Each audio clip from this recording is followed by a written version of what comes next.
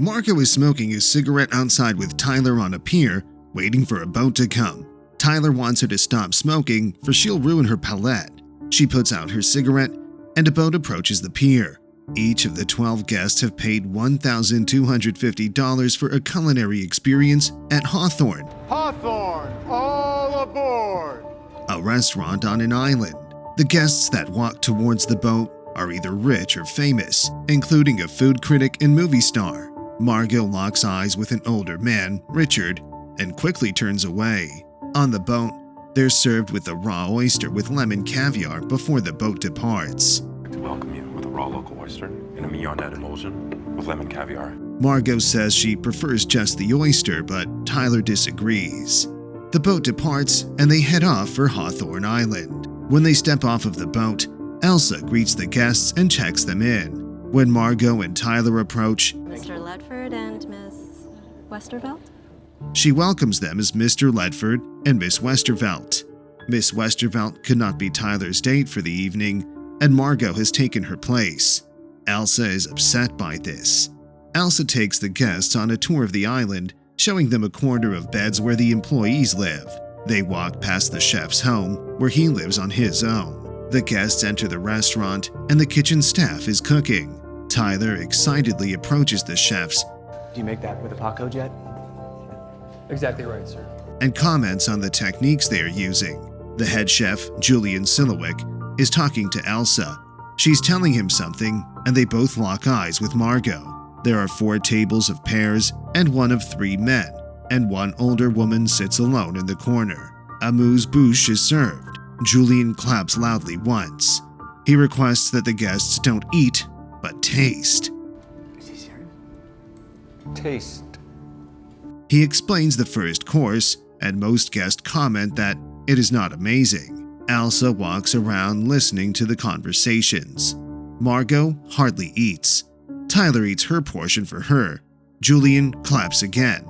I want plating in 5! Yes, chef! And the second course is served, a plate of small dips. He explains that bread is for common men, that the guests will not be getting bread. The guests think it is a joke. When one of the guests asks for bread, Elsa whispers that he will eat less than he desires and more than he deserves. You're not gonna try it? No. Margot is still not eating, and Tyler continues to eat her portion. The head chef comes to their table and requests that Margot eat her food. She refuses. Margot glances over at the table behind her at Richard and his wife Anne. Anne remarks that they know Margot from somewhere. Plating in 3, my friends! For the third course, Julian introduces the older woman sitting in the corner as his mother. He tells a story of his drunk father abusing his mother when he was a child, and how he had to stab his father in the thigh with scissors. A plate of chicken thigh stabbed with scissors is brought to the guests. Tortillas are also brought out, which have been engraved with a laser machine. The guests open the tortillas, and each table finds a secret of their own engraved on the tortillas. The tortillas show that Tyler took pictures at the restaurant. Richard cheated on his wife, men that committed money fraud, and restaurants that closed after the critic reviewed them. Margot and Tyler argue with each other over the way the restaurant is treating them. Tyler, you need to apologize to me right now. You cannot speak to me that way. Actually, I can't. Margot goes to the bathroom and smokes a cigarette in the stall. The door opens and Julian enters. He demands to know why she isn't eating and who she is, remarking that she shouldn't be there. She goes back to her table. The fourth course, called The Mess, begins, and the staff lay out a white tarp on the floor. Julian introduces sous chef Jeremy. He tells Jeremy's life story and explains that Jeremy will never be great, no matter how hard he tries. His life revolves around giving everything he has to please people he will never know. This life that you dreamed about. No, chef. Jeremy admits he is not happy with his life, and Julian kisses him on both cheeks. Curtains are drawn to protect the kitchen, and Jeremy shoots himself in the head. He collapses on the floor onto the white tarp. The guests immediately freak out, and the staff states that it is part of the experience. The staff wrap up Jeremy's body and take him away. A plate of food is served. Julian screams at the guests to eat. Richard and Anne begin to leave the restaurant, but the staff blocks the door. The staff grab Richard and cut his finger off. His wedding ring falls to the floor. The guests freak out again, and the staff demand that they sit down. Elsa tells Margot that Chef Slowick would like to see her in the kitchen. She enters the kitchen, and he states that her presence is ruining the experience, that everyone will die, and that she must choose a side, the guests or the staff. He sets a timer in which she must make a decision. I love you all. We love you too, Chef! The guests are served a palate cleanser tea. A few of the guests make a plan to escape, and one man tries to break through the glass wall with his chair. The glass does not shatter, and he is escorted back to his seat.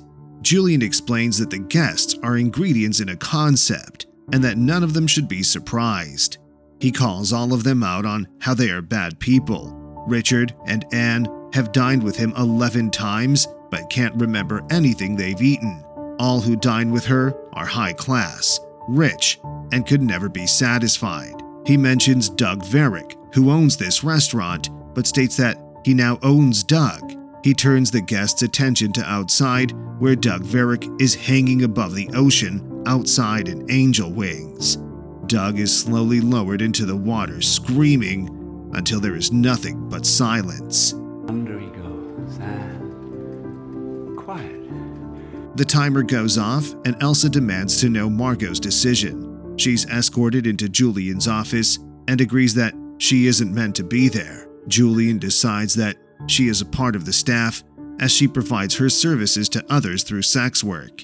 She has provided Richard with her services. They both agree that they don't enjoy providing their services anymore. Please. Come on, sir. Outside, everyone. Come, break for it. Regulars too. Come on. The next course requires all the guests to go outside. The course is presented by sous chef Catherine, and she states that Julian tried to sleep with her. She explains how she refused over and over, and Julian refused to speak to her or look at her for 8 months. The course is called Man's Folly. She pulls out scissors and stabs Julian in the thigh. He apologizes to her and pulls the scissors out of his thigh. He tells the male diners that they will be given a 45-second head start, You'll be given a 45-second head start. that his staff will try to capture them. The women are escorted back inside to eat food. The women sit at a table together, drinking wine and eating the course. Miss Bloom compliments Catherine's food, and Catherine starts crying. The men run through the forest, and the staff begin chasing after them. Don't run next to me, bro. You're running next. Anne states that Margot knows her husband, and Margot doesn't deny it. Catherine confirms that they will all die tonight, and that it was her idea. The staff retrieve all of the men. Margot says her real name is Aaron. The men are escorted back inside, bloodied up and defeated. Julian brings up an unresolved matter that needs to be dealt with before they can continue. He goes to Tyler's side. He states that Tyler knew when making reservations that everyone would die. He states that he hired Margot, knowing that she would die. He begins to build Tyler up, stating that he knows a lot about food and belongs in the kitchen. The staff present him with a chef's jacket and demand that he cook something. The guests gather around the kitchen so that they can observe the cook. Tyler cooks shallots with leeks and lamb, sweating and fidgeting during the process. You think it's done? You sure? Maybe you want to jam it into the pocket a bit. No. He quickly states that it is done, and Julian tries it. Julian spits it out. The food is horrible. Tyler is the reason why the mystery has been drained from the art of cooking. Julian whispers something into Tyler's ear, and Tyler removes his chef's jacket. Tyler walks to the back of the kitchen and disappears. You're free too. Julian states that Margot is free now and asks her to come with him. They walk to the back of the kitchen, and Julian requests that she retrieve a barrel from the smokehouse. Elsa gives Margot the smokehouse key, and on the way out, she sees that Tyler has hung himself. Margot walks to the smokehouse and finds the barrel. She grabs a knife next to it and walks to Julian's house. Elsa watches her in the darkness. Margot enters his house and starts to look around. His house is extravagant, and she tries to open a large silver door. Elsa appears behind her and states that no one is allowed in the chef's house. Disobeyed this rule. That Margot has been a nuisance since she arrived. Elsa will not let Margot replace her. Elsa begins swinging a knife at Margot, and they start to fight. Margot accidentally stabs Elsa in self-defense. Margot grabs the keys off of Elsa and opens the large silver door. Inside, she finds out about Julian's past and sees a picture of him flipping burgers with the biggest smile on his face. She finds a radio and calls for help. Hello? She returns back to the restaurant with the barrel, her dress bloodied. The guests look at her in shock, and Julian sits down at her table. A ship blows its horn in the distance, and the guests begin to get hopeful. The staff quickly attends to the guests, covering up their wounds and making them look presentable. Julian demands that the guests keep quiet, or he will kill the officer. The officer enters the restaurant and finds that everything is fine. Good evening, officer. How can we help you? I got a report of disturbance. Here. He notices the movie star and gets his autograph. The officer begins to leave when he notices that the autograph says, "Help us." He draws his gun and points his gun at Julian, demanding that he get on his knees. The guests begin to cry out what a monster he is and his intention of killing everyone. The officer then points his gun at a candle and pulls the trigger, lighting the candle with his fake gun. Julian laughs and thanks him. Julian states that Margot has betrayed his trust, that she is a taker like the rest of the guests. I said I don't like your food, and I would like to send it back. Margot stands up and tells the chef that she doesn't like his food and wants to send it back. She claims that Julian cooks with obsession, not love. She is still hungry. Julian is surprised by this and wants to know what she wants.